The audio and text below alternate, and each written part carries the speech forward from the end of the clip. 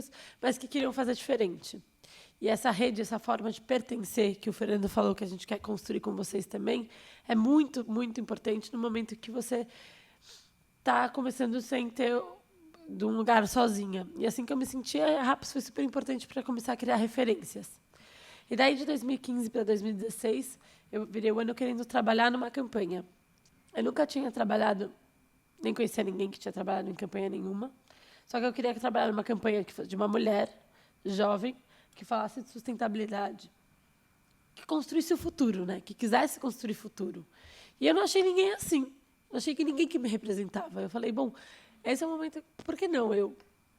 Já que a gente está nessa construção, e umas amigas falaram, por que a gente não vai junto, a gente aprende.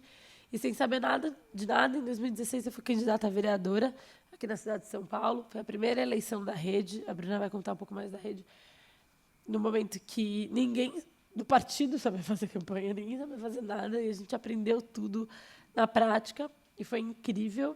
E eu acabei que tive mais voto do que 3 pessoas que foram efetivamente eleitas, só que a rede não atingiu o quociente eleitoral, né, que é a forma que a gente elege no proporcional, e daí eu não fui eleita, mas eu dizia sempre que foi a melhor experiência da minha vida.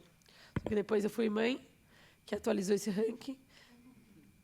Depois eu fui eleita, que atualizou de novo, sendo que ser mãe continua em primeiro lugar, mas 2016 foi para a 3ª posição. O aprendizado foi muito rico. E eu voltei para a Natura transformada. Acho que participar de uma campanha é o momento mais intenso, um aprendizado dos mais intensos que você pode ter sobre você mesmo, e sobre gestão, e sobre liderança. E foi super legal, voltei para a Natura, engravidei, tive meu filho, saí de licença maternidade, estava de licença maternidade, 2018, as pessoas começaram a bater na minha porta e falaram, você tem que se candidatar esse ano. E eu comecei a responder, não, pessoal, esse ano não vai dar para me candidatar, né? Estou aqui com um bebê, vocês estão falando que não, é importante, as pessoas precisam de uma liderança, a gente não tem ninguém com essa proposta de futuro. E eu falei, não. Só que minha licença maternidade foi super tranquila, eu comecei a ir em umas reuniões, comecei a ir nos programas, daí a inscrição do Renova estava aberta, eu passei, a inscrição do Líderes estava aberta, Líderes Públicos da Fundação Lehman estava aberta, eu passei e comecei a ir, de repente, quando eu vi, eu já estava numa mega agenda de política, construindo propostas, pensando no futuro, pensando o que seria legal para o Estado, e daí eu decidi ser candidata. Fui candidata, deu certo, a gente teve quase 40 mil votos, e consegui a primeira cadeira da rede aqui na Assembleia Estadual. E está sendo incrível, então, a experiência. A gente tomou posse dia 15 de março. Só que logo depois que eu fui eleita, eu pensei, e agora? O que faz um deputado estadual? Como começa? Como que monta um time? E eu acho que isso também foi bem diferente, porque a gente já começou a pensar diferente desde a estruturação do time, porque eu vim aqui conversar com vários deputados e aquele gabinete que vocês viram hoje todo aberto e tal, a maioria dos deputados antigos aquela sala do fundo é só a sala do deputado, que tem a mesa e daí tem, sei lá, 1000 espaços para o deputado. Aquele primeiro lugar tem 4 lugares, porque só 4 pessoas trabalham na Assembleia. Na frente é uma recepção. E o resto do time fica alocado nas ruas, com pessoas que ficam construindo base, pessoas que ficam construindo campanha. E daí eu falei, não vai ser assim, eu quero construir por temas. E daí a gente fez um desenho bem diferente e eu abri um processo seletivo. E daí várias pessoas que estão aqui hoje foram aprovadas pelo processo seletivo. A gente teve um monte de inscrição, muito mais inscrições do que eu esperava. Deu muito mais trabalho do que eu esperava. Mas hoje eu estou muito, muito satisfeita com o time. Vocês vão ter a oportunidade de conhecer muito com eles. E eu acho que o mais legal, talvez, desse programa é a oportunidade que vocês vão ter de aprender com eles e trabalhar junto com cada um deles, porque eles são muito especialistas nas áreas. Então, a gente tem, vocês vão conhecer melhor, mas tem especialistas nas 3 áreas técnicas, que é a primeira infância, a sustentabilidade e direitos humanos na segurança pública, né, que é a Carol, que vocês conheceram de manhã. Daí a gente tem as nossas formas de fazer, que é participação, inovação, legislativo. E eu acho que esse contato pode ser muito rico para todo mundo. E daí a gente começou, e daí no primeiro dia a gente se olhou, e aí, o que a gente faz? A gente não tinha muito, a gente foi descobrindo tudo, construindo os processos, e daí a minha experiência corporativa aplicada no mandato, a gente fez um planejamento estratégico bastante profundo para a gente chegar a quais são os... Porque o dia do deputado, ele tem uma demanda infinita. Tem milhares de pessoas que querem falar com a gente, tem todo o trabalho legislativo, e a gente pode ficar trabalhando muito, se gastando muita energia, sem chegar a lugar nenhum concreto, porque é um dia a dia. E daí a gente chegou em 5 objetivos estratégicos que a gente quer dedicar a nossa energia para construir. Então, a gente fala de primeira infância, e daí a gente desdobra esse objetivo estratégico em resultados específicos que a gente quer em cada um dos temas. Sustentabilidade, e aqui a gente fala bastante de meio ambiente, traduzido em água e saneamento básico para as pessoas, que daí a gente junta, né, meio ambiente com a necessidade das pessoas, com o social. Mas fala também da Agenda 2030, então os Objetivos de Desenvolvimento Sustentável, uma correlação com a ONU, que é uma coisa bastante integrada, como a gente traz para casa também. A gente fala de direitos humanos na segurança pública. Hoje, aqui na casa, são 15 deputados que têm patente. Então, é sargento não sei o quê, tenente não sei o que lá, major, e eu não entendo nada desse mundo militar, não sei nem qual é a hierarquia. Mas a gente tem 15 diferentes opções de todos os tipos de polícia aqui na casa. E eu entendia que segurança pública é uma das nossas maiores necessidades hoje, enquanto Estado, mas que a gente precisava de uma outra resposta que trouxesse soluções, que mais repressão no modelo que a gente tem hoje só amplia uma estrutura racista e de genocida que a gente tem hoje. E a gente precisava de outras respostas na segurança pública, a partir do diálogo, porque só a gente denunciar do jeito que é hoje não estava surtindo efeitos. Então, a gente resolveu colocar um terceiro pilar nisso, e hoje eu estou como presidente do Comitê Paulista de Prevenção de Homicídios de Adolescentes, junto com a Unicef e o governo, que é um espaço super interessante. Então, daqui a pouco eu vou contar um pouco mais das iniciativas. O quarto eixo é a participação. Então, quando o Fernando fala um pouco que ele não se especializa em participação, mas quando a gente fala sobre a importância que a gente entende de que a gente só vai construir a boa política se todo mundo se entender parte da política e a gente reconectar as pessoas, ela é fundamental. E daí tem uma pergunta: quantos deputados estaduais existem aqui na casa? 55. Levanta a mão quem sabe. 54, não? Ó, tem 2 que sabem, que já ouviram. Não é 55, é 94. E quem sabe falar o nome de 10? O nome de 5. Levanta a mão. 5 já umas 4 pessoas. O nome de 3. Vai, eu falei vários agora, eu falei os tenentes, tudo. O meu nome vocês sabem, mas o ponto é esse: a gente não sabe. E a gente não sabe porque a gente não aprende o que faz um vereador, o que faz um deputado, quem são as pessoas que estão nos representando, como funcionam as comissões, como criar um projeto de lei, quanto que é o orçamento do Estado de São Paulo? Não, chute. 220 bilhões? 220 bilhões. Foi um chute bom. Está em torno de quase 300 bi agora. E é muito dinheiro, né? O dinheiro que a gente tem que saber fiscalizar, tem que saber onde estão indo, quais são as nossas prioridades, como que a gente... E a gente não aprende isso em lugar nenhum. E eu tenho certeza que a gente transforma a qualidade da política, porque todo mundo acha que a política está ruim, certo? Todo mundo reclamou muito da política nos últimos anos, mas a gente só vai mudar a qualidade da política quando todo mundo participar da política em conjunto. Todo mundo se entender parte disso.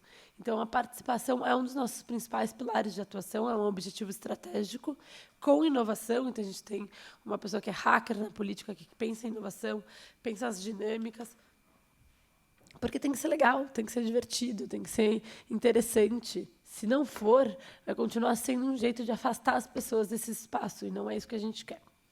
E o quinto pilar chama mandato de excelência, que é porque eu posso trabalhar nesses 3 principais pilares, mas eu voto sobre todos os temas. Eu discuto sobre vários temas, eu represento a população frente ao governo que atua em todos os temas. Então, a gente precisa estar muito bem preparado no que a gente faz para fazer uma boa representação. Então, dominar o regimento interno, ter um time legislativo excelente, conseguir criar bons pareceres, manter uma coerência, valorizar os processos legislativos, melhorar a LESP, mudar o regimento interno, também está nas nossas prioridades estratégicas. Então, acho que esses são os nossos 5 principais objetivos. Eu não sei o quanto que eu falo de cada um, acho que vocês vão aprender mais tarde, né? Então, um pouco sobre mim. E, a partir daí, quando eu cheguei aqui, é meu primeiro dia, aquela sensação de chegar numa escola nova, que você não conhece ninguém, sabe? E daí eu estava feliz, mas com umas certas borboletas no estômago. E como eu sou a única da rede, a minha sensação é que tinha metade repetente, que se conhecia, metade que já estava chegando nos grupinhos, que vieram da mesma escola, que eu era uma das únicas que realmente estava chegando ali. Estava super empolgada, mas daí chegou um deputado, me agarrou de lado, assim, tá, me deu um beijo estalado aqui. Falou, não precisa se preocupar, a gente já fez uma votação, você é uma das deputadas mais bonitas da casa, vai ficar tudo bem. E saiu. Me colocando nesse lugar de que era isso que importava e de que nada que eu tivesse para falar ou para contribuir. E eu fiquei meio chocada, mas foi bem importante que isso aconteceu, porque rapidamente eu percebi que eu ia ser tratada com respeito, com atenção, com sorrisos, com tudo isso, mas que eu ia ser rapidamente colocada num lugar de café com leite. E que eu não ia ocupar espaço nem... Tipo, ia ser... senta lá, Cláudia, e eles iam continuar decidindo tudo da mesma forma. E que, para evitar que isso acontecesse, eu precisava rapidamente me destacar em algumas coisas. Então, eu estudei muito o regimento interno, e a Laurinha foi fundamental, e o Pedro me ajudaram bastante. Logo, no plenário, eu já sabia o que estava acontecendo quando as pessoas estavam completamente perdidas, conseguia adaptar, sabia fazer manobras que se falavam, nossa, mas você sabe fazer isso? Eu falei, sei. E comecei a ensinar e já virei hoje, virei uma referência do que está acontecendo, e isso foi importante. E fui procurar quais espaços importantes de articulação e poder eu poderia ocupar. Então, a gente já pediu para participar de várias comissões, e a gente conseguiu logo participar de 3, o que é bastante, porque eu não teria direito a participar de nenhuma, pelas regras de distribuição da casa. Participo da comissão mais importante e mais concorrida, que é a da CCJ, da de defesa dos direitos das mulheres e da ciência, tecnologia e inovação. E mais do que isso, eu entendi que quando você vota, daí a gente pode contar um pouco mais, mas como que é a eleição da casa, a importância que o presidente da casa tem, como que essa chapa acaba definindo a composição das comissões, mas mais do que isso, as presidências de todas as comissões. E as vice-presidências não foram definidas nesse acordo. E daí eu vi um espaço, uma oportunidade para ocupar a vice-presidência da CCJ. Articulei, fui em todos os gabinetes, falei com todo mundo. Falei com o líder do governo, que tomou um susto, mas falou, tá bom, pode ir lá, menina. Não pôs fé e liberou. E eu super consegui, de repente fiz um auê, que 2 minutos antes de começar a votação, o líder do governo me liga e fala, filha, você fez um auê, mas... Me chama de filha, né? Oi, moço. Você fez um auê, mas... acho que não vai dar, melhor você não pôr para você não se expor, depois a gente acha alguma coisa legal para você. Eu falei, você acha? Mas agora eu vou pôr. E vou fazer, e desliguei, e fui. E no final foi um auê completo, nunca tinha acontecido e deu certo. E eu estou como vice-presidente da CCJ, que no dia a dia não tem um grande impacto real na atuação, mas simbolicamente na casa foi importante. E a gente começou a ocupar esses espaços de... Eu também estou aqui para fazer a mesma discussão no mesmo lugar que vocês e não para enfeitar nada. E daí, acho que, desde então, a gente vem construindo esses espaços, atuando cada vez mais, construindo parcerias.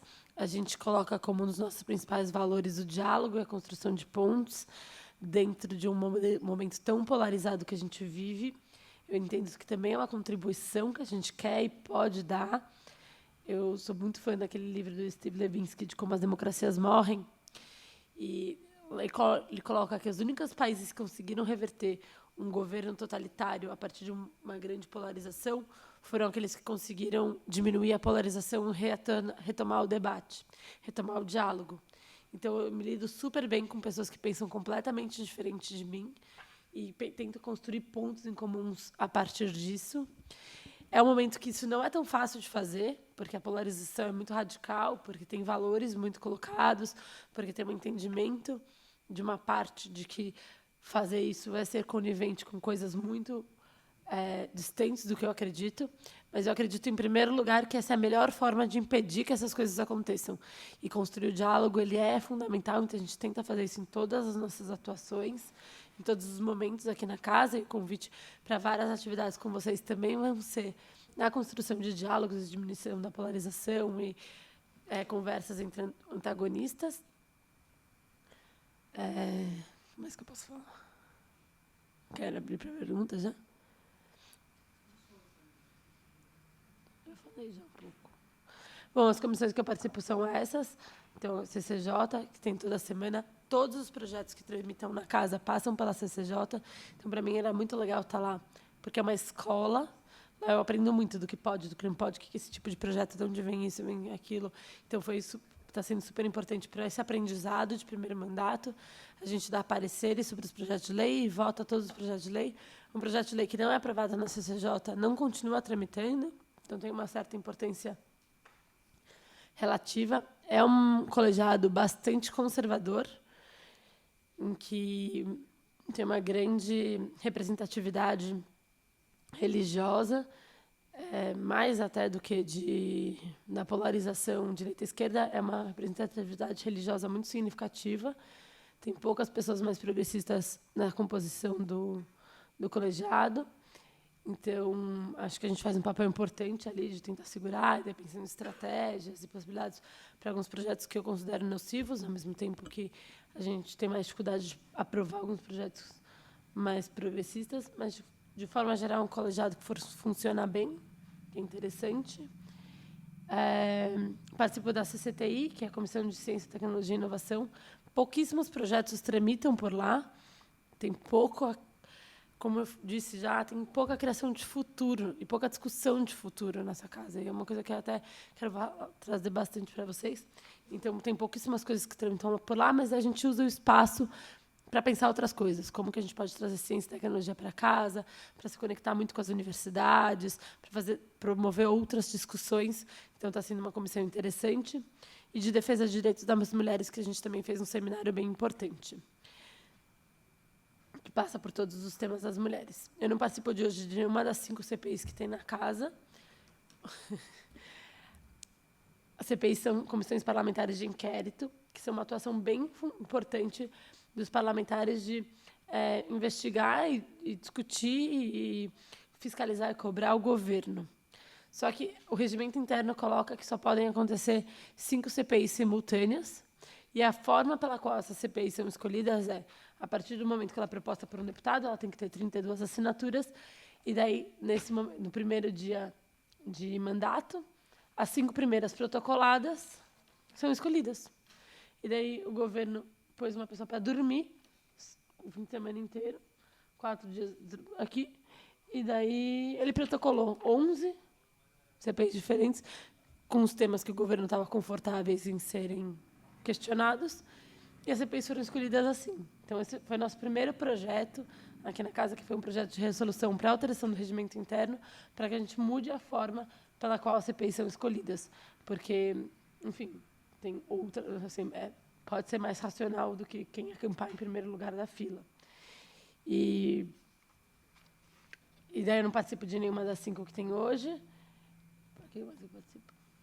Eu participo de uma coisa que a gente não existe ainda, que a gente quer construir, que existe, que é a Comissão Especial de Reforma do Regimento Interno. Como eu disse, isso era uma prioridade para o nosso mandato. A gente conseguiu emplacar no começo, mas o presidente deu a presidência dessa comissão para um deputado que parou o processo, e daí todo dia eu fico lá tentando resgatar, e a gente vai conseguir. E participo do Colégio de Líderes, que é uma reunião em que tem um representante de cada partido com o presidente da casa toda terça, para decidir a agenda da semana, decidir a pauta, discutir como vai ser e decidir o que está acontecendo na casa, como que a gente acomoda os incômodos e entende o que está acontecendo, que é bem interessante também. Acho que uma das coisas mais importantes que a gente faz hoje aqui é aproximar as pessoas da política, construir uma nova forma de política a partir do diálogo, e a gente já consegue ser reconhecido pelo diálogo que a gente promove entre os diferentes deputados, com respeito, com bastante embasamento, e criando novas referências. Hoje, eu vou pedir, fechem os olhos. Vou falar 2 frases. Os políticos de Brasília ontem discutiram sobre alterações na reforma da Previdência no Senado. Ou, quem nos representa em Brasília está à frente da tomada de decisão do futuro do país. Agora podem abrir. A imagem que vieram das pessoas são de homens ou mulheres? Homens. Brancos ou negros? Novos ou velhos? Magrinhos ou gordinhos? Sempre gordinhos. Essa é a imagem de quem ocupa os espaços da política no Brasil nos últimos anos. E isso, por muito tempo, construiu a imagem de quem poderia estar lá, de quem deveria estar lá. São pessoas a essa imagem e semelhança. Só que numa democracia representativa é fundamental que todo mundo se enxergue nos espaços de poder. Isso muda muito no viés inconsciente que a gente tem da política.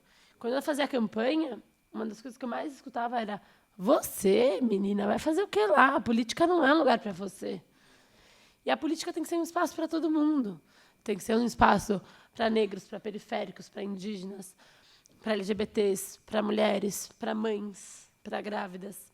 E a gente está construindo essa referência para uma outra geração, é muito importante, e cada vez mais a gente precisa trazer todos os corpos para construírem uma nova forma de fazer política. Isso traz novas pautas, isso constrói referência, isso traz novas formas de fazer. E eu acho que isso é o que a gente mais precisa para chegar na boa política hoje. E a última coisa que eu queria falar é uma coisa que me incomoda muito hoje, aqui, na casa, e na política em geral, é a falta de consistência de dados, evidências, de discussões profundas para uma construção de agenda de futuro. A gente discute a manutenção de como é hoje, com pequenas alterações, sem base e evidência nenhuma. A gente teve uma discussão super importante sobre a taxa de cesáreas, e eu estava apresentando um dado de como o Brasil é um dos países com maior taxa de mortalidade materna do mundo, que a gente estava falando da vida das mulheres e que a cesárea era diretamente relacionada. E daí um colega levantou a mão e falou: eu entendo, mas a gente precisa sair um pouco das estatísticas e um pouco para os casos reais. A filha da minha sobrinha, e blá, blá, blá. E daí a gente precisa explicar que estatísticas são vários casos reais empilhadinhos. E isso é uma coisa que eu sinto muita falta. E dessa construção de agenda de futuro. De qual é o país que a gente quer ser para agora, para daqui a 10, 15, 20 anos. Nosso papel, ocupando um espaço de poder da construção, da legislação, de construção de como a nossa sociedade se organiza, deveria pensar o projeto de futuro. E a gente não faz isso. A gente não pensa um projeto de futuro, a gente pensa um projeto de hoje. Então, é isso que eu acho que é o mais interessante, que a gente precisa começar a trazer essa discussão. Como vai ser a criação de empregos? Como que vai ser, qual é a indústria que a gente quer incentivar? Qual a indústria que seja sustentável, que a gente entenda que vai gerar valor no mundo, que cada vez mais vai entender que não dá mais para a gente prejudicar o meio ambiente achando que não está prejudicando a gente? Como que a gente vai pensar saúde, educação? Qual é o país que a gente quer ser? E essa discussão, essa construção de futuro é uma das coisas que mais me motiva hoje. A gente tem uns projetos legais para o ano que vem e vai ser legal contar com vocês para construir também de como que a gente leva essa discussão para a sociedade e constrói junto com todo mundo qual é o país que a gente quer e pode ser. E obrigada.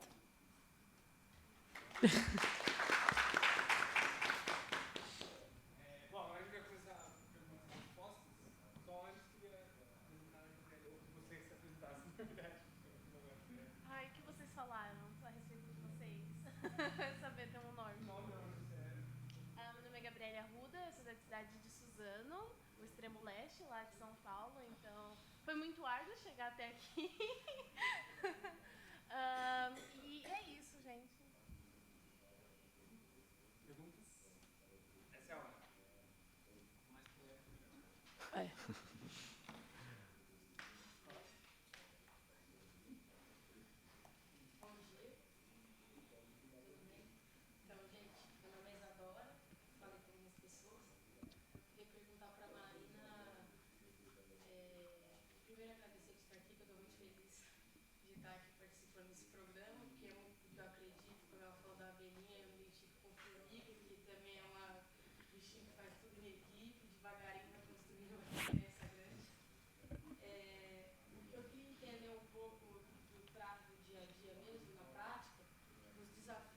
assim, que eu acompanhei um pouco daquele projeto de apresentado pela deputada Janaína Pascoal, que você foi bem incisivo, assim, discordar de muitos pontos ali tratados, que foi mesmo, acho que foi um desafio aqui esse ano dentro da casa, e entender um pouco disso, assim, do dia a dia, de ter que discordar com os parlamentares nessa tratativa de como que é a acessibilidade, de poder conversar antes do projeto e eu poder ir num gabinete do outro, falar e propor, e se isso é uma coisa que existe, se tem uma receptividade ou se é tudo mesmo a toque de caixa e aprova, sem ter essa conversa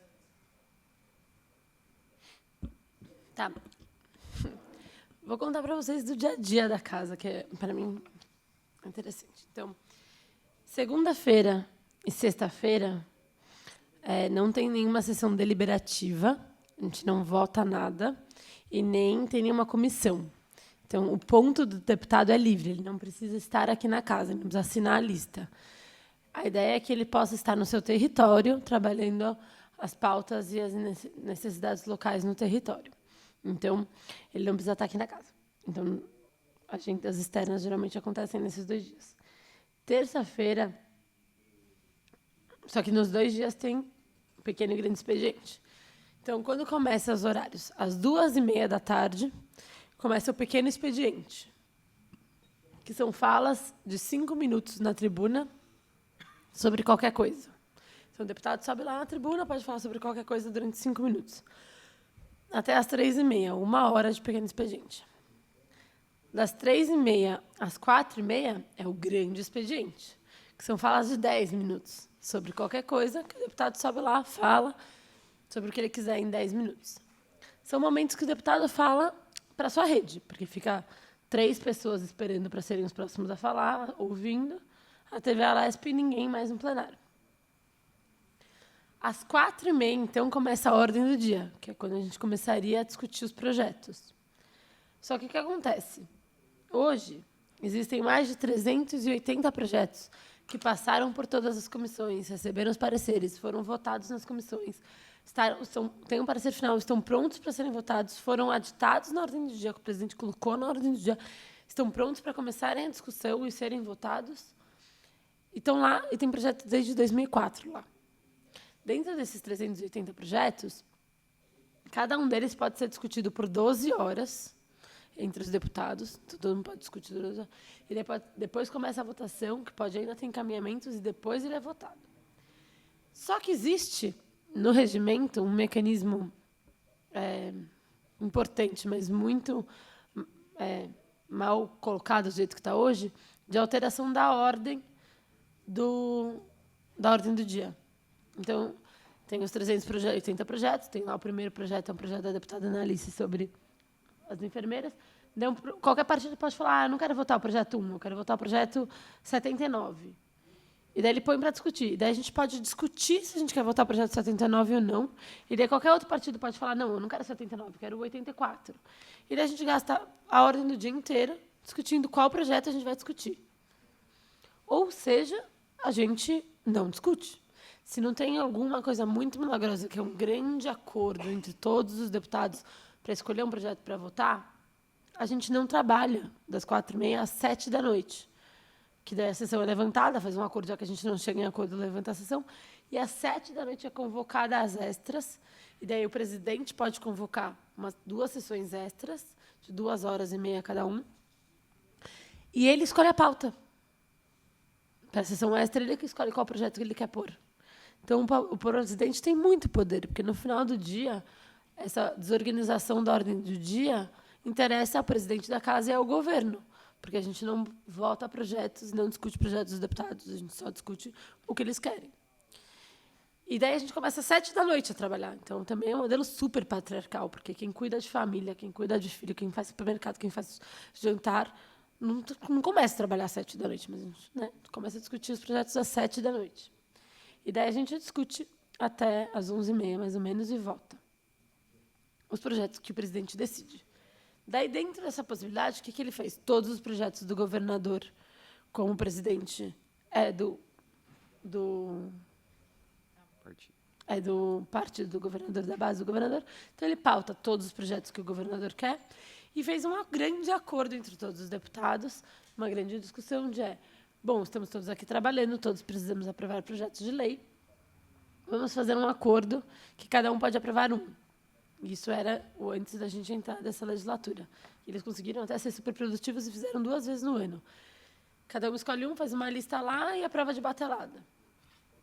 Esse ano, como tinha ideologias muito diferentes, conseguiram fazer um acordo que cada deputado pode mandar um projeto de lei que quer aprovar para uma planilha, e daí os outros partidos vêm, falam quais que topariam votar, e daí esses projetos estão sendo aprovados com discussão. O da Janaína, por exemplo, ela estava nessa planilha do dela. E daí a gente não topou fazer um acordo de aprovar todos por aprovar, e a gente discutiu o projeto dela. Isso já foi um choque para os deputados da casa. Discutir projetos de deputado era, vocês estão loucos? A gente tem que aprovar os projetos dos colegas. Cabe o governo vetar ou não, nossos colegas têm que ajudar os colegas. Então, tem um espírito bastante corporativista entre os deputados, do tipo, a gente aqui precisa se fortalecer, não pode discutir.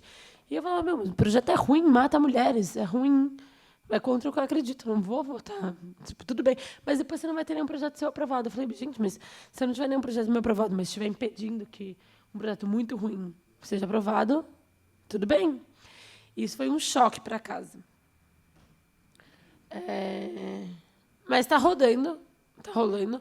A maioria dos projetos dos deputados é aprovado, porque tem esse corporativismo e a base que é aprovado de todo mundo. Mas a gente tem projetos mais progressistas agora que estão com mais dificuldade, porque tem essa questão mais religiosa. O que eu faço? Então, é assim que funciona. A parte de escuta. Eu acho que sim, super tem escuta. A gente, apesar de só aprovar um projeto, todo mundo põe muito projeto. O Janase já deve ter protocolado uns 980 projetos esse ano, né? Tudo bem que 90% inconstitucional ou ruim ou inútil, mas os deputados continuam produzindo e a gente continua votando nas comissões, mesmo que não vá levar, porque pelo menos suscita discussão ou até pode conseguir alguma parceria. E vários escutam quando os outros dão sugestões. Existe esse espaço de conversa. Mas várias vezes não. O da Janaína foi um que ela não tinha nenhuma... Ela falava que tinha abertura para fazer alterações no projeto e tinha 0. A gente fez 5 sugestões e ela não aceitou nenhuma. Mas o que eu fiz? Eu fiz muito dura, eu fui muito incisiva, eu fui a primeira pessoa a subir na tribuna contra o projeto, liderei muito essa oposição.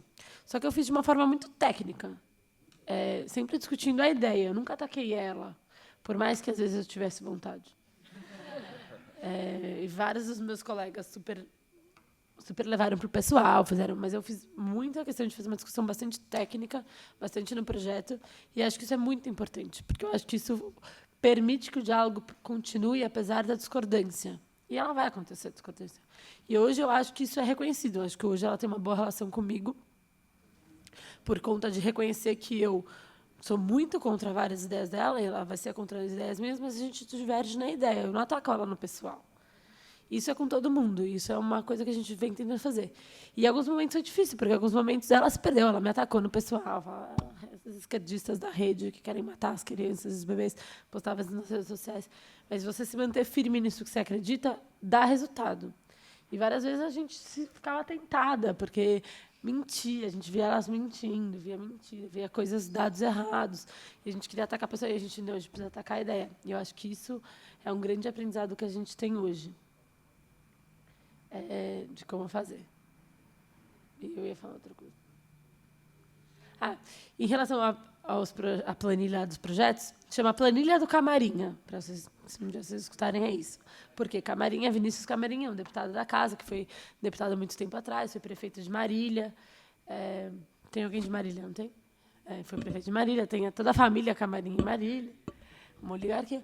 Hoje é deputado estadual, e ele se propôs a organizar a aprovação dos projetos dos deputados. Então, ele fez várias reuniões, ele que fica organizando a planilha, fica mudando lá, a equipe dele que fica fazendo isso.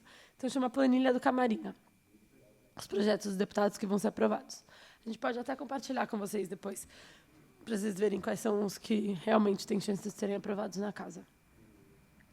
Daí, o que acontece? a planilha do Camarinha, na verdade, ela é um super desrespeito ao trâmite legislativo, ao nosso trabalho, dia a dia, à nossa representação. Porque eles querem aprovar lá no plenário. E daí o que acontece? Regime de urgência. Então, vocês viram que o da Janaína foi aprovado regime de urgência, a gente discutiu. Essa semana teve o projeto que proíbe trens nos esportes, também aprovado em regime de urgência, super divulgado. Por quê? Porque um projeto só pode ser votado e aprovado depois que ele passar pelas comissões da CCJ, a Comissão de Finanças, porque é para ver se é constitucional, legal, e se a redação está adequada, se ele gera custos e se financeiramente está ok para o Estado, e a de mérito, se é de educação, direitos humanos, esportes, blá, blá, blá, qual é o tema que se discute. Se aprovado nas comissões, daí ele vai para a ordem do dia e é ditado para discussão.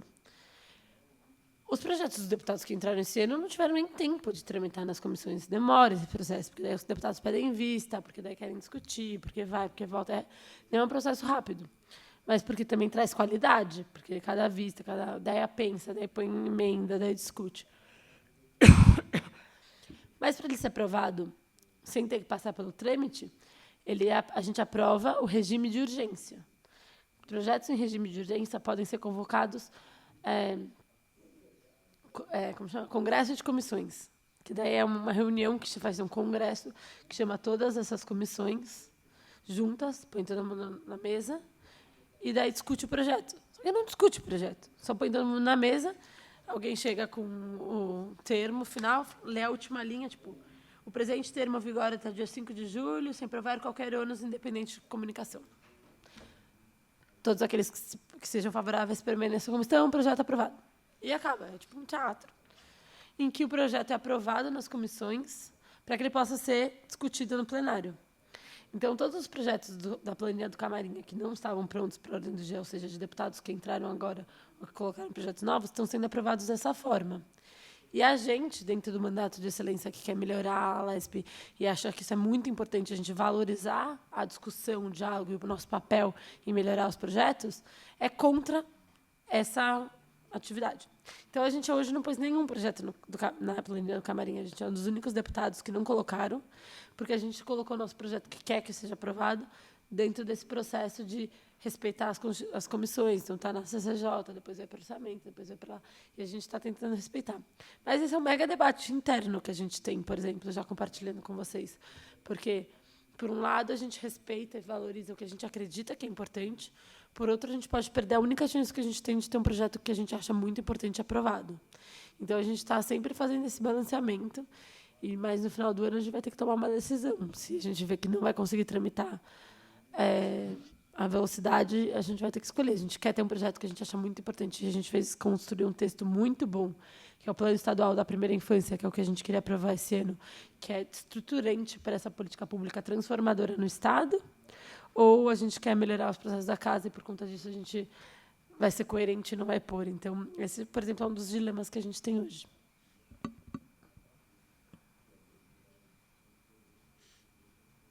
Mais perguntas? E, se eu falar algum termo que alguém não entenda, tipo CCJ, tramitação, congresso de comissões, só levanta a mão na hora e eu explico melhor, porque hoje eu entendo, mas demorei para entender. Marina, você fez parte do movimento Renova. 2017 foi um movimento que cresceu muito no Brasil. A gente tem hoje algumas lideranças preocupantes como você, a Tabata lá em Brasília e o Renan Ferreirinha como deputado estadual do Rio de Janeiro. Eu queria que você comentasse qual foi a importância do Renova BR para você. O que você mais trouxe do Renova BR para dentro dessa casa? Eu, a Tabata e o Renan, a gente também é da RAPS, por exemplo. Então, acho que são vários movimentos. Eu acho que esses espaços de formação para a política são muito importantes na nossa sociedade atualmente, porque a gente não tem isso nas escolas, não tem isso nas faculdades. Então, pensar espaços para explicar como faz uma campanha, para discutir os grandes temas e conectar a gente que quer entrar na política faz falta e é muito importante. Eu acho que o Renova hoje se propõe a fazer isso, a RAP se propõe a fazer isso, líderes públicos, algumas iniciativas. E isso é, com certeza, muito fundamental para quem quer seguir esse caminho.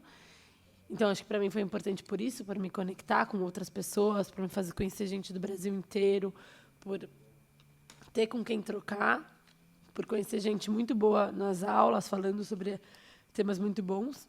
E no meu programa tinha uma bolsa, né? Que era o que a gente para estudar no Renova e poder se preparar e não precisar trabalhar. E essa bolsa foi bem importante para a minha campanha. Então, também foi uma coisa que eu acho que é bem interessante de se pensar no apoio a candidatos. Mas não é um espaço, acho que o Renova cresceu muito de nome, de marketing, e algumas pessoas têm um entendimento de que a gente se conecta pelo Renova, ou que o Renova diz o que eu preciso fazer, o que eu não preciso fazer, ou dá palpite sobre as votações. Isso não acontece. Eu converso com os deputados ou com as lideranças que eu gosto, que eu conheci, que eu fiquei amiga. Tem várias outras que eu nunca falo na vida. E assim, é que nem se fosse um curso. Eu participei de um curso, foi legal. Hoje eu estou ocupando um espaço, fui convidada recentemente para participar dentro do Conselho do Renova, representando as lideranças eleitas, que é um espaço que eu dou esses palpites. Então, isso é importante. Eu acredito na importância do Renova, assim como da RAPS, dentro da formação de novas lideranças, mas eu acho que é menos impactante na vida das pessoas do que a mídia e o mundo parece dar a entender. Assim, não, X.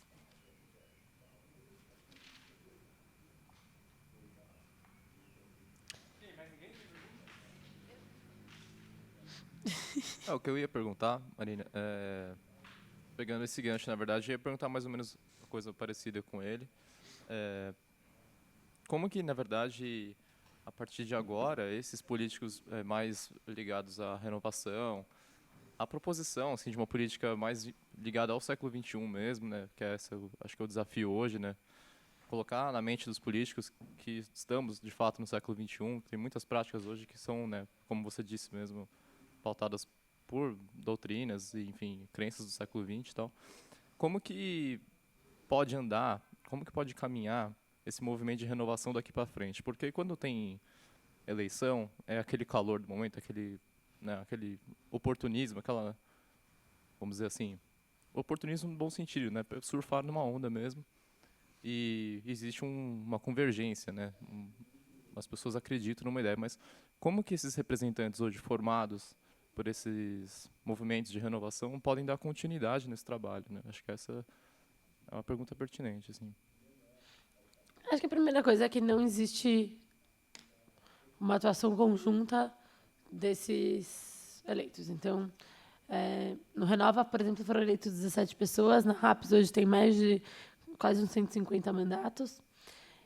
E, por exemplo, Luiz Lima é um deputado do PSL do Rio de Janeiro, que eu não tenho nenhuma relação. Eu encontro com ele e falo, oi, tá, sei lá, simpático, sou simpática, sei lá. Eu não sei o que ele está construindo. A gente não tem uma atuação conjunta. O que eu acho que muitas dessas pessoas são realmente boas de ideologias diferentes. Então, isso é interessante porque ajuda a gente a pensar e trocar ideias. Então, o edital de embaixadores que a gente está de vocês, a gente pegou muita coisa do Thiago Mitrô, que é um deputado do Novo, que tem ideologicamente coisas muito diferentes de mim, mas uma coisa de construir uma boa política, de participação, de discussão, de transparência muito próxima. E a gente falou, Tício, o edital está muito bom. Daí ele passou algumas coisas que ele já tinha feito, o programa começado na nossa frente, a gente trocou experiências. Então, acho que essa troca de experiências de um modelo que está todo mundo aprendendo, porque, de verdade, a gente está testando coisas novas, é bem legal. Então, a gente contratou, tem uma consultoria nova que começou esse ano, que é de planejamento estratégico para mandatos, que a gente contratou. E daí vários desses contrataram, e daí eles digam, tá legal, não tá, como que foi bom, o que foi ruim, a gente troca experiências. O próprio processo seletivo, vários fizeram pela uma mesma lógica. Então, acho que o principal ponto é uma troca de experiências em rede, dentro dessa proposta de como que a gente constrói a boa política. E tem uma convergência entre transparência, participação, inovação, que é legal. Mas pela RAPS, por exemplo, a gente tem 4 deputados estaduais da RAPS aqui. Eu, Ricardo Melão, Mônica Seixas e Sérgio Vitor. Então, são 2 do Novo, eu e a Amanda PSOL. E daí a gente começou a ter umas reuniões que a RAP juntou. O que vocês podem fazer juntos? O que a gente pode te apoiar?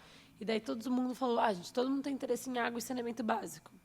A gente pode ter visões ideológicas diferentes em várias coisas, mas todo mundo acha importante. Então, vamos tocar junto à frente parlamentar, que eu sou presidente, mas eu coloquei à disposição desse grupo, e a gente está construindo várias coisas com eles, pela água e saneamento básico em algumas discussões. E a gente faz reuniões técnicas, então a gente chamou a presidente do DAS e a moça de um projeto que chama Várzea do Rio de Tietê para vir explicar para a gente, fez perguntas juntos, constrói juntos, que também é um espaço que a RAP está ajudando a apoiar. Então, tem algumas iniciativas em comum por temas que também se conectam.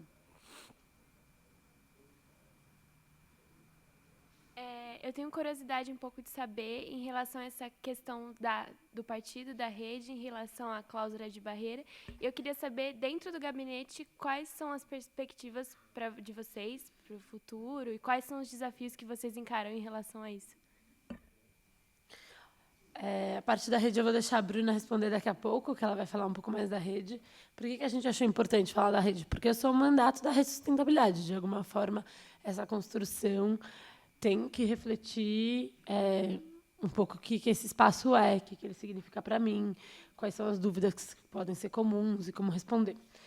Mas a gente, hoje, no mandato, por exemplo, tem gente que é de outros partidos. E tem muita gente que não é de partido nenhum.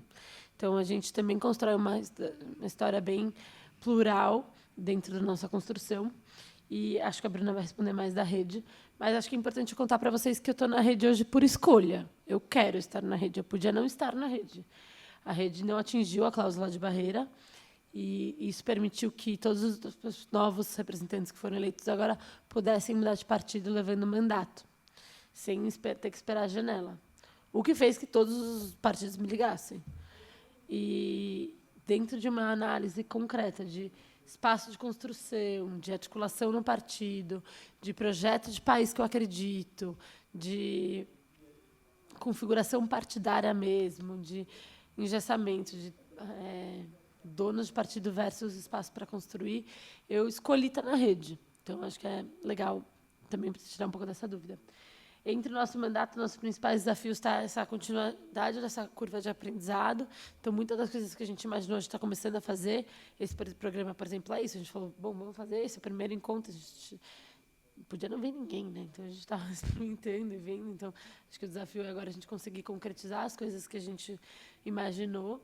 A gente tem os nossos objetivos estratégicos com as metas e a gente quer trabalhar para isso. Então, acho que esse é um grande desafio enquanto mandato como um todo, cada vez mais de uma forma com sinergia, todo mundo se conhecendo mais profundamente, acho que isso faz toda a diferença. E outro desafio é a minha licença maternidade, né? Eu vou sair agora no final do ano, como que a gente se organiza enquanto mandato para continuar atuando quando eu estiver fora. Qual que foi o dia mais feliz, assim, desde que você assumiu o mandato? O dia mais feliz desde que eu assumi. Acho que foi muito legal o dia que eu consegui a vice-presidência da CCJ. Acho que foi uma vitória que ninguém esperava. Foi bem interessante, foi bem legal. Acho que o dia que a imersão que a gente fez para o planejamento estratégico foi um dia que me deu muita alegria também, porque eu vi um time que eu super admiro e eu admirava aquelas pessoas trabalhando em conjunto e percebi que eu admirava muito o time, foi bem interessante. Teve um dia que foi muito legal, que a gente fez uma audiência pública sobre a Lei Geral de Licenciamento Ambiental, que é um tema que está sendo discutido em Brasília, mas veio muita gente aqui da sociedade civil, os deputados federais, a gente conseguiu discutir um tema e encaminhar um texto para Brasília, foi legal. Ver as coisas se concretizando. E os eventos que a gente faz. Então, no dia do mutirão legislativo, que vieram 120 pessoas, e ficou 2 gabinetes, a gente conseguiu juntos construir pareceres com pessoas que nunca tinham entrado na LESP. Foi um dia bem legal também. Essa é uma boa pergunta, vou perguntar para o meu time. Oi, Marina, tudo bom? Eu queria saber um pouquinho mais como tem sido abordada os temas de sustentabilidade, assim, no seu mandato. Você falou um pouquinho dos temas de água, saneamento, mas eu queria entender um pouquinho melhor como isso está sendo levado. A gente está num momento, né, nacional um pouco complicado e desfavorável para esses temas de sustentabilidade. Eu queria entender um pouco mais como tem sido discutido, como você tem pautado. Tá. Na parte da tarde, a gente vai ter um momento de imersão em cada um dos temas com os legal. especialistas, que eu acho que vocês vão saber até mais do que eu falando. Mas de highlights, hoje eu sou presidente da Frente Parlamentar pelo Ambientalista e pela Frente Parlamentar pelas ODSs, que são espaços que a gente constrói com os outros deputados, com a sociedade civil, o tema. A gente promove essas discussões e, em relação à Frente Nacional, eu tenho uma certeza hoje que é uma certeza mundial de várias iniciativas do mundo, de que a agenda do clima, a agenda do meio ambiente vai ser muito tocada por os governos sublocais e municipais, né? Os estados e as cidades vão ser cada vez mais protagonistas nessa discussão. Primeiro porque a maior potência do mundo está sendo gerida por um negacionista maluco, nosso país também, em que a questão do clima simplesmente retrocedeu sob a ótica nacional. Isso aumentou a responsabilidade dos estados e dos municípios. Isso fez com que eu cada vez mais trouxesse a pauta para a minha voz, para a articulação que a gente tem feito. E eu enxergo hoje a gente tem uma responsabilidade muito grande no tema. Legal. Obrigada.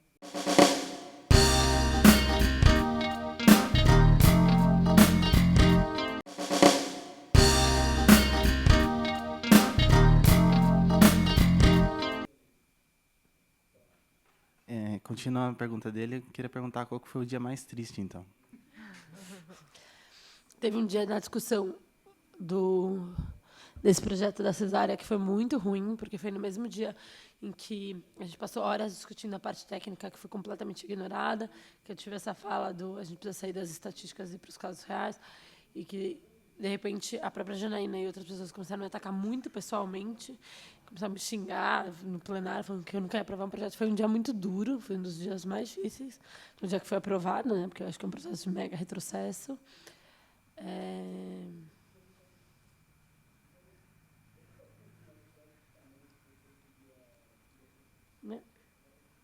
E quando o Arthur, né? Isso é tão bom, né? Se tornou insignificante na minha vida, mas foi bem difícil também. Quando a mamãe falei lá, subiu na tribuna e fez um vídeo falando sobre um projeto de favorecimento para a categoria dos fiscais, e falando que vários fiscais doaram para várias campanhas e que os deputados estavam votando para o projeto de favorecimento para a carreira só porque receberam a doação.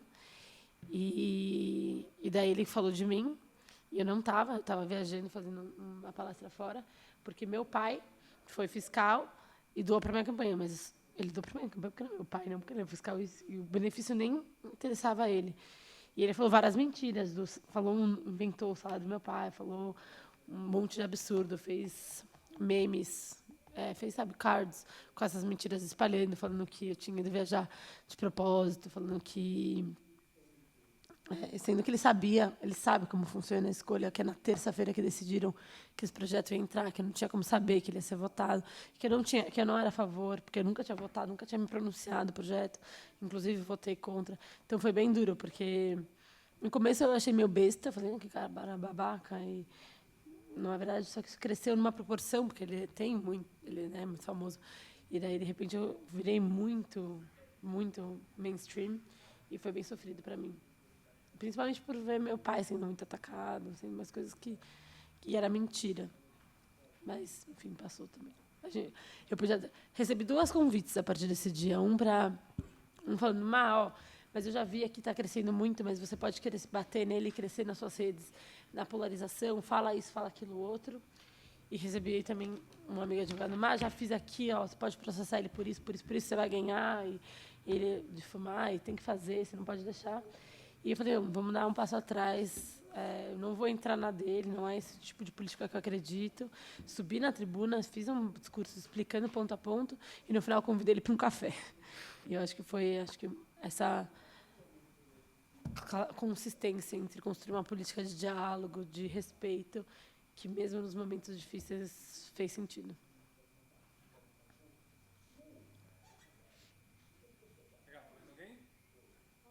Pode.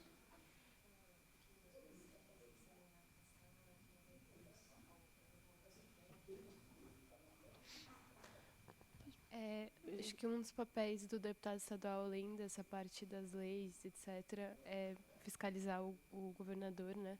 Só que eu não sei, eu não conheço tão bem o papel de vocês e eu queria entender como que é feito essa ponte, além das exigências das informações, tipo, com os requerimentos, se tem um espaço em que, de fato, o Dória está acessível ou se é sempre por meio da equipe dele, que, enfim, é enorme, etc. Tipo, como que é feito isso? Não é bem feito, na verdade, né? A casa é muito governista há muitos anos, a Assembleia.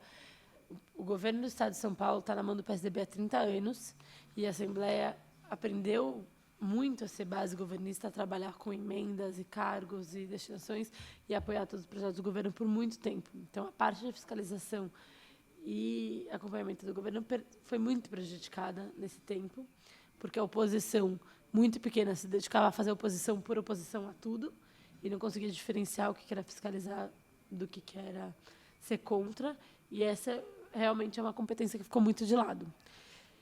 Desde que a gente entrou, eu venho me colocando como independente, que eu não sou nem base do governo, ou seja, não negociei cargo, não negociei emenda, não discuti lá, não participei dessa composição de base do governo, mas também não sou oposição, votei em vários projetos do governo a favor. Só que esse é um conceito que não existe, que gera um choque para todo mundo, que apanha dos dois lados.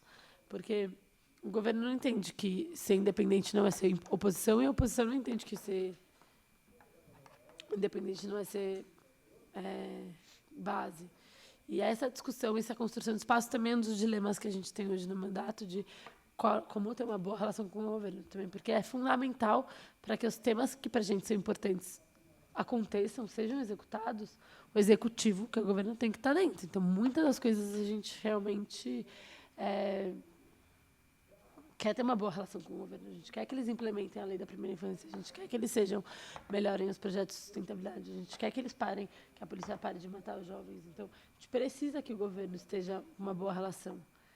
Ao mesmo tempo, a gente não quer se tornar não perder esse papel de fiscalização. Então, a gente vem trabalhando bastante nesse limiar, conversando bastante, dentro de uma boa relação. É muito mais fácil chegar para o secretário: secretário, você está sabendo disso? Isso é um absurdo. O que a gente pode fazer?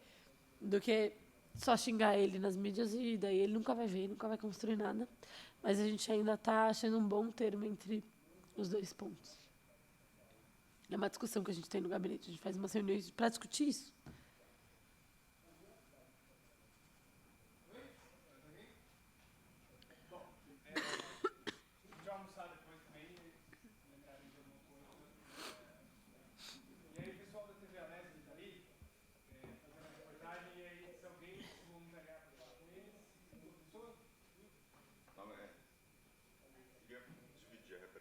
Tem uma representação. Eu entrevistei duas moças. Rapaz, se quiser tratar. Alguém? Pode? Aí a gente vai dar 5 minutinhos e a gente vai ver a apresentação do partido, tá? O banheiro fica à esquerda. Tem aqui também. Ah, tem ali também. Já tomar uma água, a gente vai agora.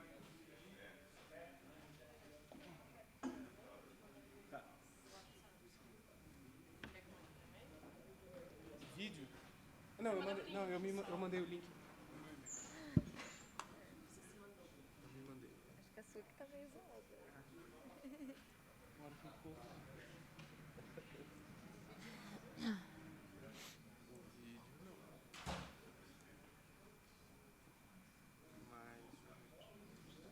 Tem no YouTube. Eu acho. E aí? Falei. Sim, acho que é importante. Tá bom. Ele falando assim, muito. Tipo, Tá bom.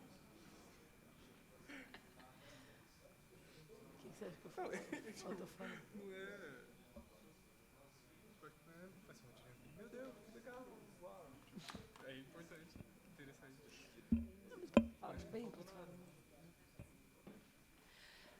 A Laura falou uma coisa só que eu esqueci de mencionar antes que levantassem, de como que vai ser na licença. A regra da casa coloca 4 meses de licença, em que o gabinete continua trabalhando normal, mas não participa de nenhuma atividade legislativa. Não pode pôr projeto de lei, não pode votar, não pode criar pareceres. E o suplente não é chamado. É isso que o regimento prevê. Pode ser que eu possa tirar um pouco mais, daí numa licença pessoal. Se eu quiser ficar 5 ou 6 meses, que é uma coisa que eu acredito que é importante, mas vou entender como vai ser. Vai começar o horário político. Mas não desliga não, temos um assunto.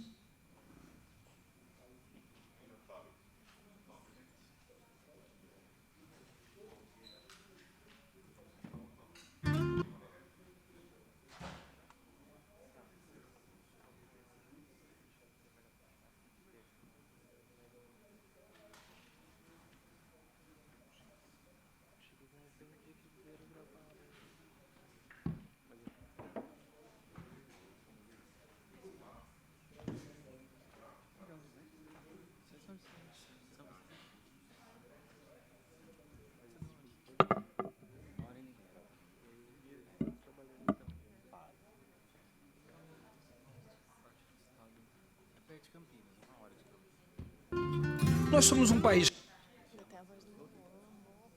Região de Campinas. Ainda passou um carro. Só que não tem que é bem legal, eu gosto também, mas ainda tá com a bancada antiga. Mas aquele programa de TV é muito legal. Você já viu ele? Não, programa de TV. Tem um programa de TV que é sensacional. Tipo, mudou totalmente a ideia de programa de TV.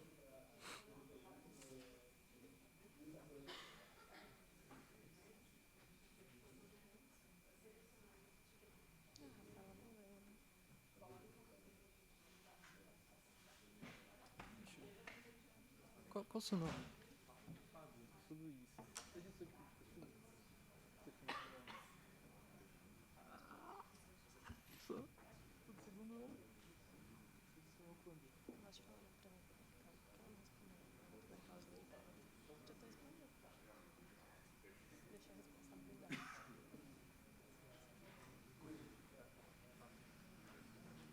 Gente, o Fernando não promoveu a porta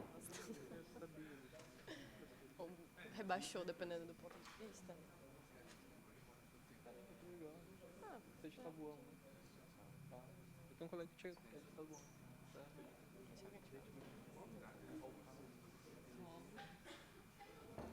E aí você acha que eu preciso dizer que não tem?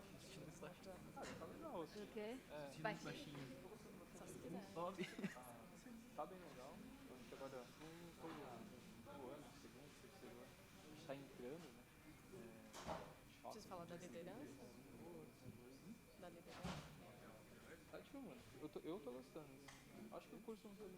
É que tipo, a gente não faz o papel que geralmente é feito. É a mesma Mas eu vou coisa. explicar isso. Mas tá bem legal. Achei.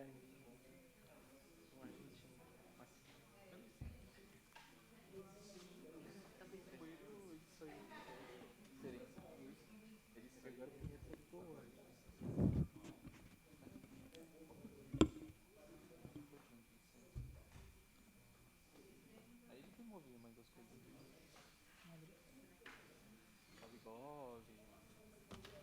Eu dei uma parada nessas coisas. No aspecto geral, o curso tá indo, uma galera que institucional.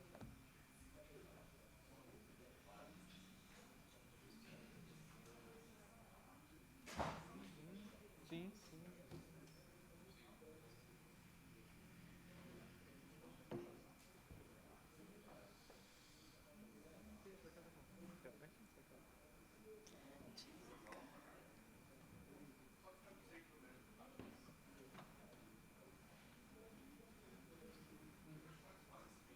Relaxa, relaxa. Tranquilo. Anotando a sua pergunta, mas qual que era? Eu queria entender melhor essa situação da rede barreira em relação à rede e saber quais são os planos e quais vou ouvir a mesa inteira. Agora eu tô muito jovem.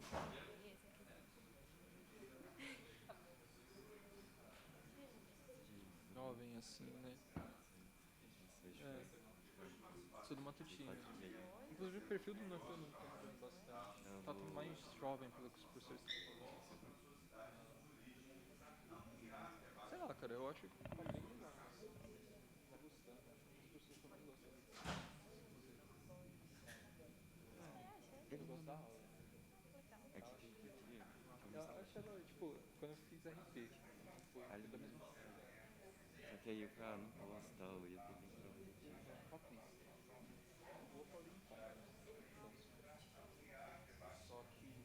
eu não gostava disso, eu achava ela muito rígida. Você falou que gosta de economia também? Eu também. Quando eu vi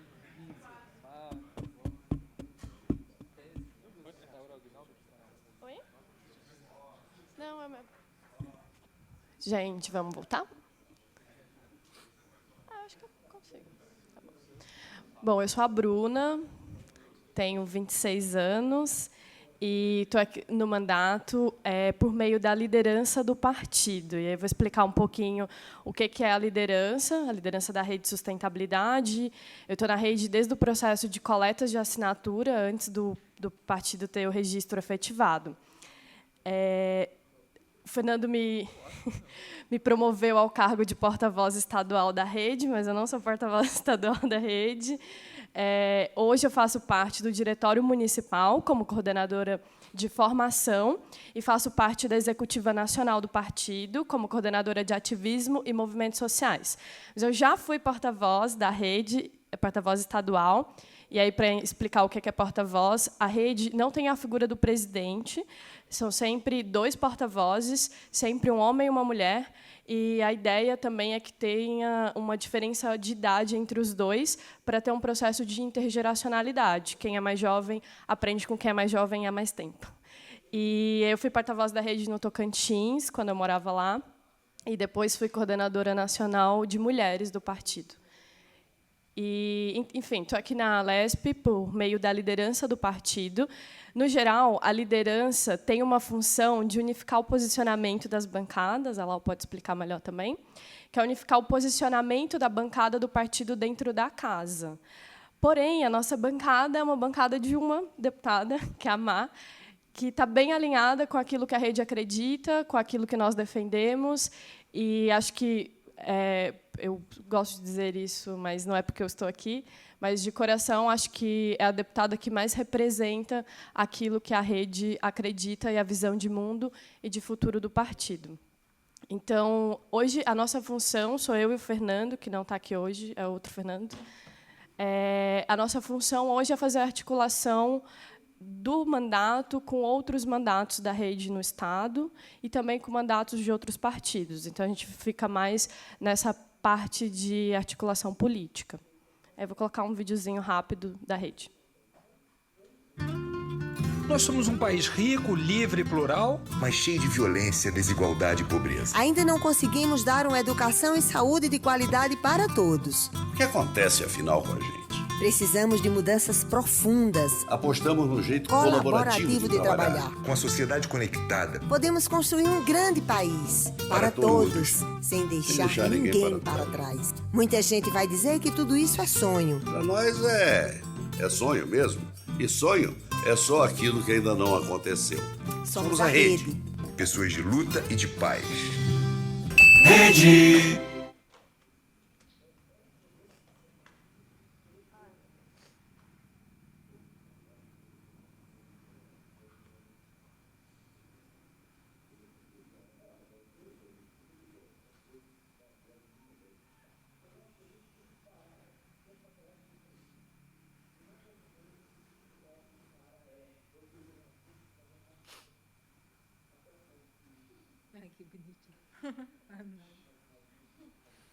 Bom, então eu vou contar um pouquinho para vocês do que é a rede, qual que é a nossa visão de mundo. Bom, a gente costuma dizer que a rede defende um país que seja politicamente democrático, socialmente justo, economicamente próspero, culturalmente diverso e ambientalmente sustentável. Então, é um dos pilares da rede, são esses 5, mas a rede também se funda no princípio da sustentabilidade em 7 eixos, e a gente quase sempre entende a sustentabilidade como ambiental só, mas não é só ambiental. É econômica, é social, é estética, inclusive. A rede foi fundada em 2013, no movimento de algumas pessoas que queriam fazer uma nova forma de fazer política, que tivesse conectada com a sustentabilidade, que fosse em prol da sociedade mesmo. E aí, em 2013, a gente começou com esse movimento, começou a coletar assinaturas em todo o Brasil, que tem um processo para poder ter a constituição do partido, precisa ter um X número lá de assinaturas. Para a eleição de 2014, o TSE nos inviabilizou enquanto partido, não registrou a tempo da eleição. Então, boa parte das candidaturas que eram da rede saíram por outros partidos, que nos abrigaram na época. E aí, em 2015, saiu o registro da rede, finalmente, depois de muita luta no TSE. A gente, como está aí, é o partido mais novo do Brasil. Hoje são 34 partidos, teve alguns que estão aí em processo de fusão. Bom, ser ou não ser, a rede vem com a ideia de ser uma fresta no sistema, uma possibilidade de candidatura para a sociedade civil que defende os valores da sociedade. E aí, dentro dessa fresta, a rede foi o primeiro partido a ter a possibilidade de candidaturas cívicas, inclusive o Marcum, que é o hacker do mandato, foi candidato em 2016, foi o primeiro candidato cívico do Brasil. E o que é isso? São pessoas que estão conectadas a movimentos, pessoas ativistas, mas que não querem ter uma atuação orgânica dentro do partido. Eles acreditam ter uma visão de mundo semelhante com a da rede e querem disputar, mas não querem necessariamente ter uma vida dentro do partido, estar em diretórios, enfim. E aí a rede abriu essa possibilidade em todos os municípios e estados. No processo de construção de chapa, é obrigatório pelo Estatuto que tenha um espaço de até 30% das vagas nas chapas para essas candidaturas. A rede também tem uma figura bem legal, que o primeiro, inclusive, foi criado aqui em São Paulo, que é o Conselho Político Cidadão, onde pessoas que não são necessariamente do partido, mas são especialistas, são de movimentos sociais, são ativistas, podem participar desse conselho para dizer e até mesmo fiscalizar a rede se aquilo que a gente diz enquanto estatuto e enquanto teórico, se aquilo de fato acontece na prática, ou dar sugestões para que a gente tenha uma atuação melhor. A gente também tem elos temáticos e regionais, que são mulheres, negros, indígenas. Então, tem vários segmentos dentro da rede que discutem essas questões. Tem o elo de direitos dos animais, enfim, tem vários. A gente tem um espaço de formação política constante. Essa semana, inclusive, a gente fez uma formação para novos filiados. E a rede obriga, sempre que uma pessoa quer vir para a rede, a gente ter essa formação para explicar o que é o partido, como que o partido funciona. Não é uma doutrinação, tá, gente? É explicar quais são os nossos valores, os nossos princípios, até mesmo para a pessoa entender se é aquilo que ela acredita, se é aquilo que ela defende, se ela está alinhada com a rede. Em 2016, foi a nossa primeira eleição, a Má contou um pouquinho, e foi bem difícil, a gente tinha acabado de conseguir o registro enquanto partido, então estava meio que se organizando como partido, filiando pessoas. Na época, a gente fez um mutirão de filiação, tinha uma pilha de fichas que a gente teve que correr para conseguir colocá-las no sistema do TSE. E aí, na nossa primeira eleição, a gente conseguiu aí 227, na verdade, tirando a bancada atual, foram 6 prefeitos eleitos, 19 vice-prefeitos e 192 vereadores em todo o Brasil. Aqui no estado de São Paulo, a gente tem 2 vice-prefeitos, em Guarulhos e Itu, e tem 25 vereadores no estado. E queremos aumentar. E aí, na eleição de 2018, nós elegemos 3 senadores. Na verdade, elegemos 5. 2 deles eram candidaturas cívicas e decidiram sair do partido depois. Hoje nós temos 3, uma deputada federal e 5 deputados estaduais e um distrital. O Leandro Graz no DF, aí temos um no Espírito Santo, Amapá, Minas, estou esquecendo algum, e São Paulo. Bom, a rede traz no seu DNA muita diversidade. Foi fundada por uma mulher negra que veio do norte, que é a Marina Silva, mas é uma das fundadoras, é uma das principais lideranças do partido, mas não é a única. Nós elegemos, em 2018, a primeira mulher indígena a ser deputada federal e o primeiro senador assumidamente gay, que é o Fabiano Contarato, do Espírito Santo. Estamos aí, apesar da nossa bancada ser pequena, tem tido grandes lutas e vitórias, né? Esse ano a gente conseguiu barrar o decreto de armas, cortes na educação, alteração no Código Florestal, e a demarcação ficou na FUNAI, mas ainda também é uma luta constante. E aí são os nossos 4 parlamentares, né? Bom, a rede, como eu falei, tem essa figura dos porta-vozes, que são sempre um homem e uma mulher. E a gente busca sempre ter na direção a atuação de mulheres. E a atuação de verdade não é só estar com o nome ali na nominata, mas é uma atuação constante no partido. O Estatuto já prevê que 30% das direções tenham que ter, no mínimo, 30% de cada gênero, né? A gente sabe que, na política, infelizmente, as mulheres são minoria, então acaba parecendo que é só para nós.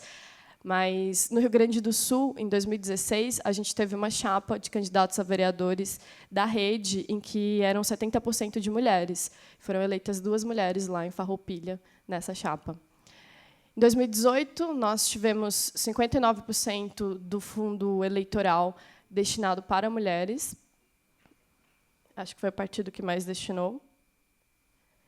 A rede também foi, segundo o estudo da FGV, o partido que mais combateu a corrupção entre 2015 e 2018. Nós temos um aplicativo da rede que traz as novidades sobre o partido, conta um pouquinho, está lá também quem são os parlamentares, quem faz parte da direção nos vários estados. E aí a pergunta... a rede não acabou, a rede não vai fundir, não fundiu com outro partido, e não vai, e também não passou a cláusula de barreira. E aí, como é que a gente fica nisso? Como a gente não passou a primeira etapa da cláusula de barreira em 2018, a gente não tem direito ao fundo partidário. E aí a rede tem se mantido através de doação de pessoas físicas que acreditam no projeto da rede e de filiados. E como a gente está se preparando para isso? Em 2020 tem a segunda fase, 2022 a segunda fase da cláusula de barreira, que é mais difícil. A gente precisava ter eleito 9 deputados federais na eleição passada, ou ter tido um número mínimo de votos, e a gente não conseguiu passar. E a próxima é 12 federais, que é bem mais difícil. Mas a gente está trabalhando para, em 2020, fazer uma boa eleição, estruturar em alguns municípios. E São Paulo, capital, é prioridade para a gente, ter uma visibilidade nacional, inclusive, para que, em 2022, a gente saia mais forte e consiga fazer. Dúvidas? Tem alguns filiados da rede aqui? Tem 3. 4. Alguma dúvida sobre o partido? Eu tenho uma. Como que foi a análise para saber que vocês eram os que mais combateram corrupção? Tipo, quais são os, sei lá, os indicadores, assim? Eu confesso que eu não cheguei a ler o estudo completo da FGV, mas lá tem os indicadores, acho que com base em ações, inclusive, que foram protocoladas judicialmente. A rede tem, historicamente, principalmente no Senado, uma atuação bem forte nessa questão de ativismo mais judicial mesmo.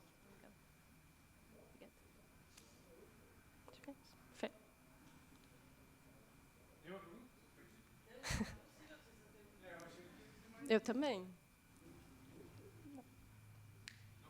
Não?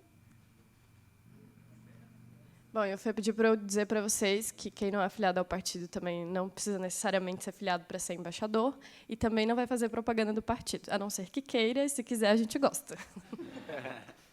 Tem uma assessora que é a Duda, que não está aqui, senão... Ela ia sair, o papo ia ser outro, ia sair daqui com a ficha assinada.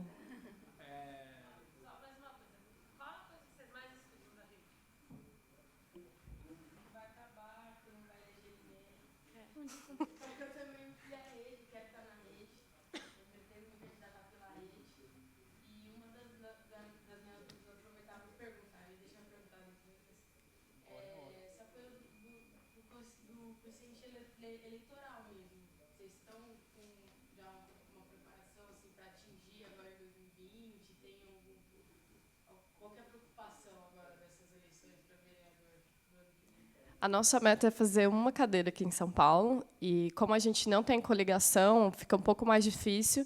Então, a intenção é a gente estar trabalhando, a Duda principalmente, para montar uma chapa completa, que aqui em São Paulo são 83 candidaturas, e a gente quer manter bem diversa também, com mais mulheres, com mais negros, mães, enfim.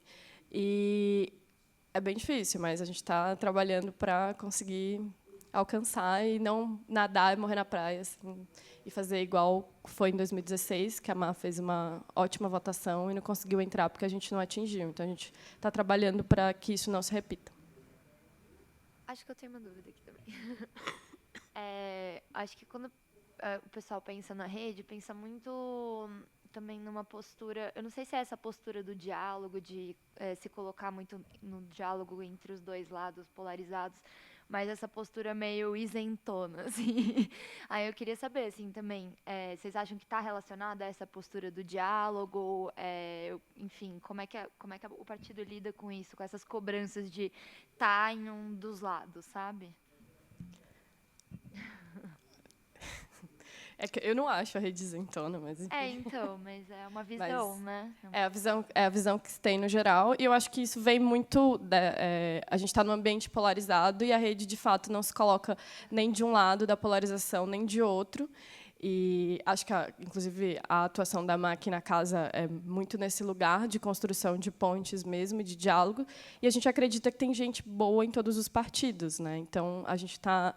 Tem gente que não entende que, às vezes, a gente está contra o governo, mas, às vezes, apoia ideias que sejam boas, e aí dá uma ideia de que está sempre em cima do muro e não sabe em que lugar se coloca. Mesmo, né? Sim, eu acredito que sim. E eu acho que a gente se propõe a fazer uma forma diferente na política, né? E as pessoas não estão acostumadas com essa forma de fazer. Elas estão acostumadas com uma forma de um lado ou de outro, e com essa polarização. E a rede vem exatamente se propor esse lugar que rompe essas barreiras da polarização. Legal. Em relação a...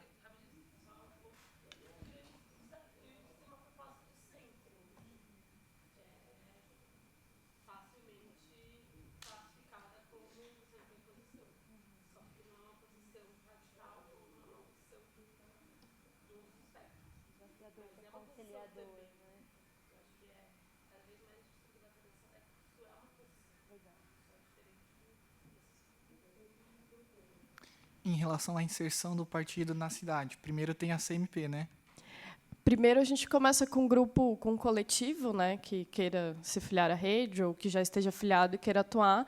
E aí a gente já está nesse momento de fazer as conferências municipais para montar o diretório em alguns municípios que já estão mais organizados. Uhum. Lá em Araçoiaba a gente tem se organizado para levar o partido para a cidade, e a gente tem essa dúvida: em quanto tempo tem a fiscalização da CMP? A gente tem se reunido, mandando as atas para Moira e etc. E saber em quanto tempo a gente sai de CMP, vira partido e etc. Vocês marcaram a conferência? Não. Tá, eu vou ver então para a gente pensar em uma data para fazer, que a gente tem até o final do mês para organizar as conferências nos municípios, tá? Okay. Eu te passo depois as informações.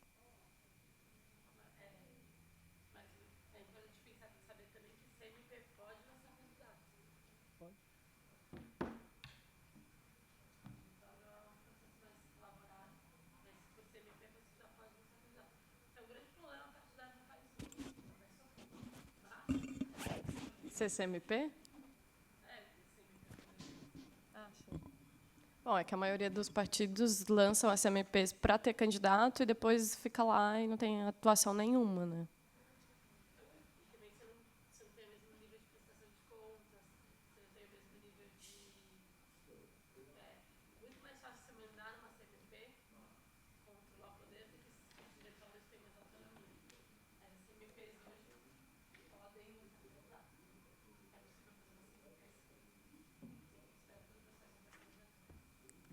Sim. Oi? Sabendo do partido? Legal. Bom, então, como a gente falou no início, a ideia era apresentar a Marina, a gente se conheceu um pouquinho, né? E eu acho que já foi a gente vai ter uma atividade de speed dating, e isso aqui foi quase um speed dating também.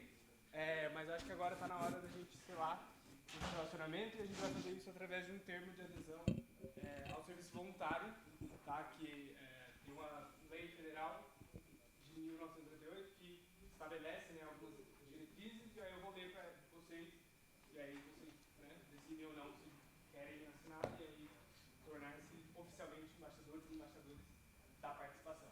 Eu não vou ler cada, né, mas vou explicar um pouquinho. Distribui? Eles acompanham junto? Pode ser. Então, vamos lá. Então, o gabinete da Marina Low, situado aqui, né, na LESP, gabinete 2104, e vocês, eu vou preencher o nome de vocês, por este termo, qualificado na lei que eu falei, se comprometem a prestar serviços voluntários em prol do gabinete da Marina Low, como embaixador da participação, dedicando 5 horas semanais para atividade de formação política, promoção de eventos, participação, chamadas online e pesquisa. O 4 diz respeito à questão empregatícia, né, que não gera vínculo empregatício, nem obrigações de natureza trabalhista, previdenciária ou afim, e obviamente também não vai ter nenhum controle de frequência ou aviso de descontinuidade da relação deste termo. O voluntário declara que é detentor de todas as condições necessárias ao desempenho do serviço para que se compromete e que tem ciência de que, no caso de acarretar de terceiro, sejam decorrentes de dolo, vai arcar com os consequentes prejuízos. O voluntário também declara que espontaneamente está ciente e de acordo com os termos da Lei Federal número 9608, de 98, que dispõe sobre o serviço voluntário, que o texto está aí no velho termo. E o voluntário autoriza o gabinete a tirar fotos, gravar e publicar essas fotos e vídeos. E aí eu fiz um envio, mas que o programa dura até 5 de julho de 2020. Então, esse contrato, né, um contratinho dura até 2020. Tá bom? Agora eu vou chamar pelo nome. Oi, sim. Está escrito 5 de julho de 2019? Então, eu errei. Não, esse aí, mas eu para riscar. Pode riscar que está 2020. Sorry. Não, deixa assim, em 2019 a gente faz isso.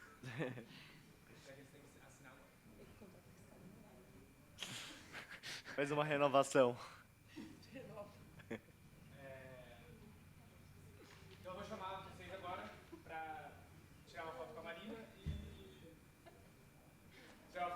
e ela vai pegar uma carta para vocês. Sim. Beleza? Então vamos lá. Fábio Baena dos Santos.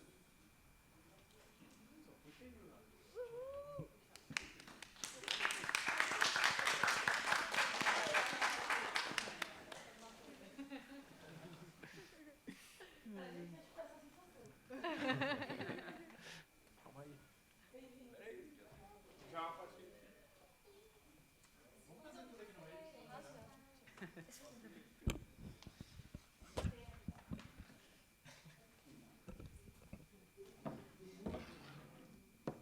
No meio fica ruim. Fazer isso aqui.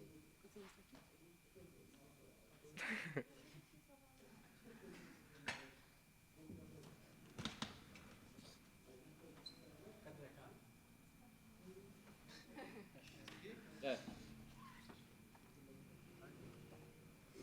Tira uma com a carta e uma sem.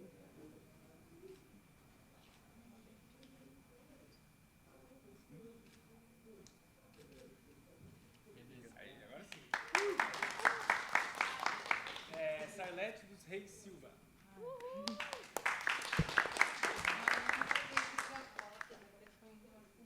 Eu acho que pode chamar o próximo já para fazer uma filhinha. Lúcia. Renan Eu amei essa faixa. Eu trouxe uma faixa também de cabelo, só que eu acabei num pulo. Ah, obrigada. Faz tempo. Quanto tempo faz? Quanto tempo faz? Beleza, pode ser sem agora.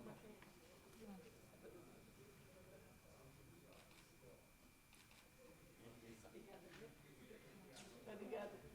Eu esqueci. Próximo é o Matheus. Formou.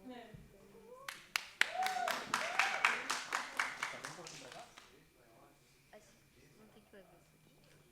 Esse Você era engajado Pode ser em CH. na graduação ou foi algo que você foi aos poucos?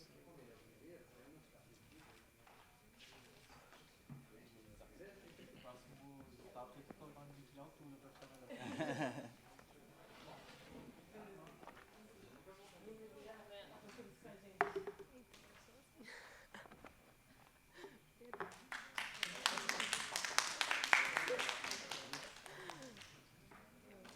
Então, e eu, tipo, não conhecia muito a rede, pra ser sincera. Tipo, lógico, a Marina, assim, é icônica, tipo, é uma acesso que a gente tem, né, no momento das eleições presidenciais, mas, tipo, comecei a conhecer mais também pela Marina, assim.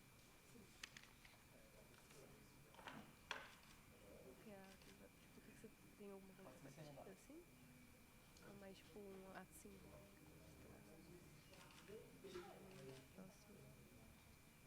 Podia te dar uma de cada um também falando assim. Posso. Tipo, foto do...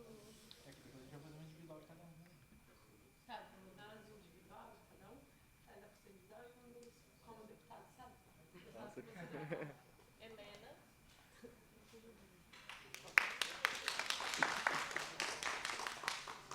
Reuniões, acasos, São Paulo. Só o termo lá do franco-motor, que veio uma pessoa que já chegou para inventar as duas, sabe? Do acredito.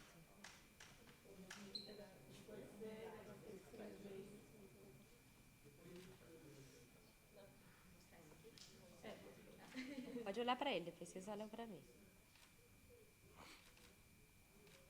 Quer fazer um? Fazer uma.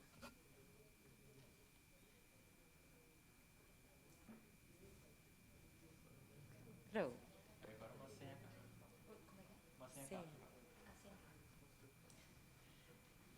Isadora Marcela Barbosa Zanin Fortes Barbieri. Nossa!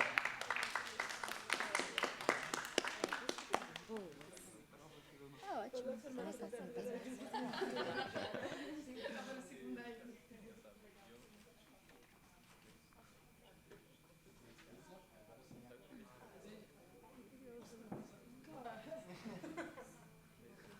Anderson Pereira de Oliveira.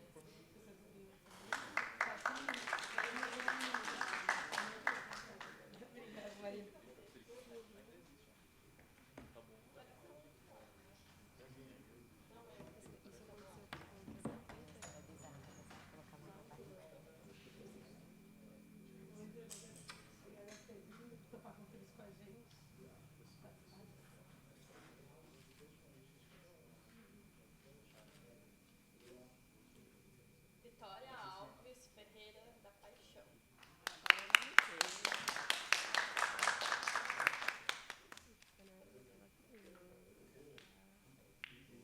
Tentar pegar informação pra saber que o outro candidato é muito ruim.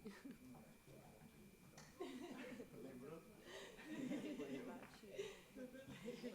Muita coisa dela. Mano, foda-se. Eu só quero que ele não ganhe, então. Não sei se era isso que ela queria passar, mas eu sentia isso, pelo menos.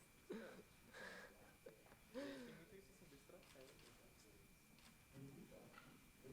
Pode Luiz ser CH. Gustavo Machado Cruz.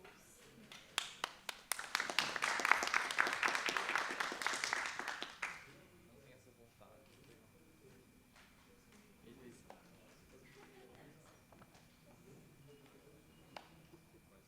Aqui não vai ser isso, gente. Mas assim. Fernanda Gomes. Até às vezes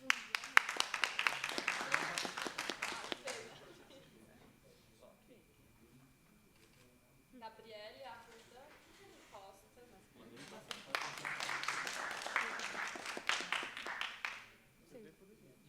Não, é CH.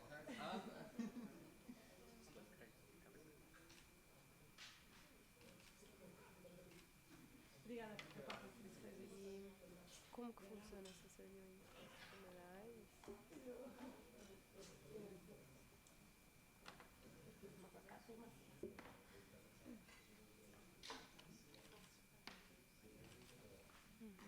Thaís Marcelli. Tem que levar isso.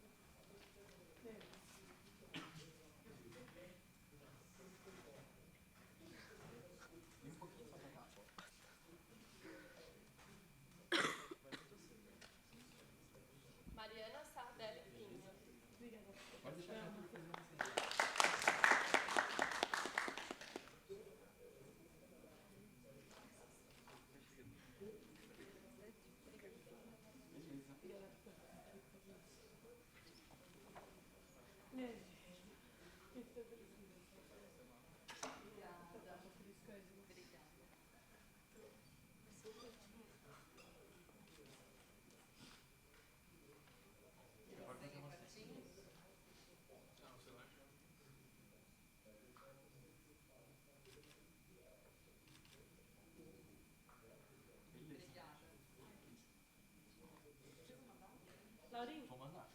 Mas posso tirar. Ah, você tira? Obrigada.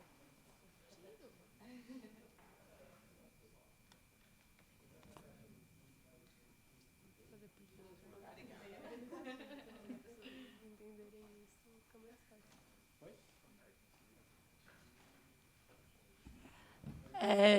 Ele falou, faz uma fala final, me fala o que eu vou falar. Vamos almoçar? Boa. Vamos tirar uma foto antes de almoçar. Lá no hall. Não coloquem. Fernando, a gente vai retornar pra cá? Sim. Tem problema deixar aqui? Sim. Tem? Tá. Eu não gosto de deixar as coisas. Eu gosto de investigar o território, entendeu? Gosto de você fazer esse papel. Já.